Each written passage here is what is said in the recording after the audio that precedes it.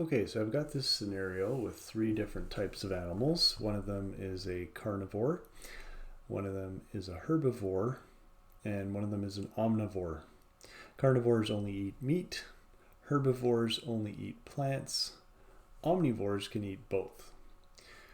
So if I put the carnivore next to the meat and I tell it to eat meat, it will eat the meat.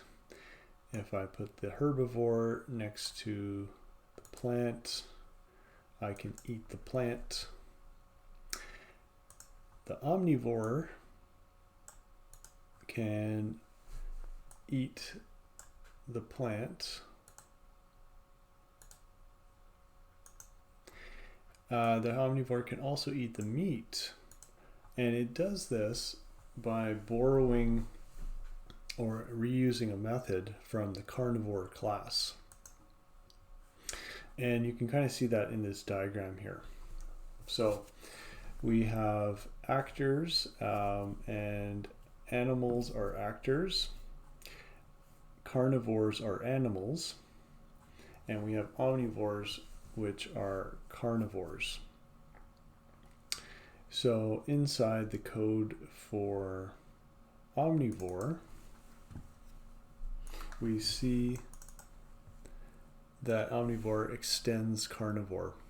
Okay, so basically omnivore gets to borrow the methods from carnivore, and it also adds the functionality of eating a plant. So it can eat meat and it can eat plants, and that's how we get the raccoon to act like an omnivore.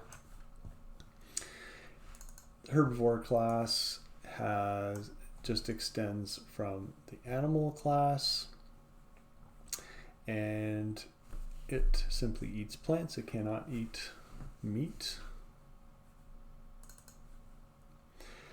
The animal class simply allows all of the different types of animals to move forward. So the carnivore can move forward by walking, didn't move very far. Same with the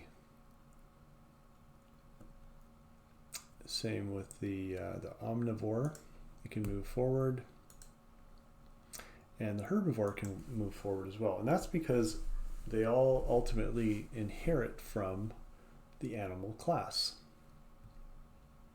So basically, we're able to reuse code from classes that we extend.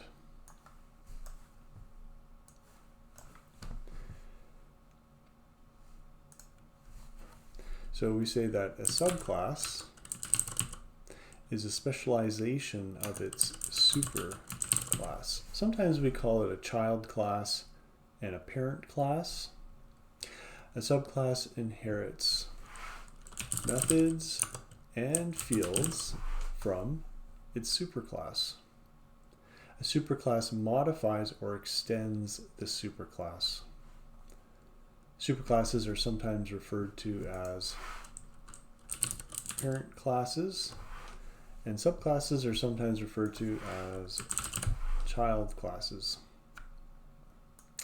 So we have some examples here. This is the code we were just looking at, and we want to trace through it. We have an omnivore, and the omnivore is eating a plant. And so we want to trace through the code. When eat plant is called, it's using its own method, and then it returns back from this method call. Now, what if the omnivore tries to eat meat? Okay, so the omnivore calls its eat meat method. It doesn't actually have an eat meat method, but it inherits one from the carnivore class. So what's going to actually happen is we're going to go to this eat meat method, trace through it, and then come back to where we started. If the omnivore wants to walk, then we are using the walk method, which is inherited from, you might call it its grandparent class. We don't actually say that, but it's one of the classes it extends.